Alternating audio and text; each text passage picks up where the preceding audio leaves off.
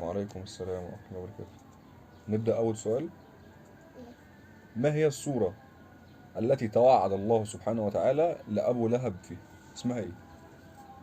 اتفضل يا ملك. سورة المكة. حافظها؟ ليه؟ بسم الله الرحمن الرحيم. تبت يدا أبي لهب وتب، ما يغنى عنه ماله وما كسب، سيصلى نارا ذات لهب وامرأته حمالة الحطب، في جيدها حبل من مسد. إن شاء الله. شكرا.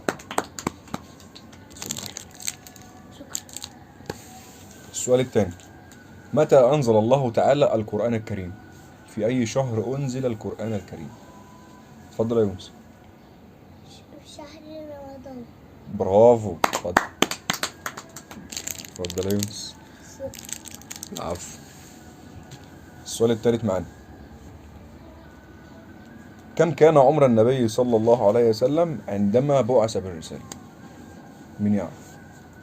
النبي صلى الله عليه وسلم كان عنده كم سنة لما بعث بالرسالة، لما ربنا أنزل عليه الوحي؟ عارف يا ياسين؟ كم سنة يا ياسين؟ 40 سنة. علي صوت. 40 سنة. برافو، مسقف يا ياسين. اتفضل يا ياسين. شكرا. العفو. السؤال الرابع معانا. ما هي السورة التي ذكر فيها البسملة مرتين؟ يعني جه في أولها بسم الله الرحمن الرحيم، وجه قرار التاني بسم الله الرحمن الرحيم. تعرف يا يونس الإجابة؟ اتفضل قول. النمل. سورة. سورة النمل. برافو، مسقف كلنا يا يونس. اتفضل. شكرا. العفو. السؤال الخامس معنا والأخير. ما هي السورة التي تبدأ بالتسبيح وتنتهي بالتسبيح؟ محدش يعرف الملك؟ تعرف يا يونس؟ ايه السورة اللي تبدأ بالتسبيح وتنتهي بالتسبيح؟ يا النمل. لا مش النمل. احنا قلنا النمل خلاص.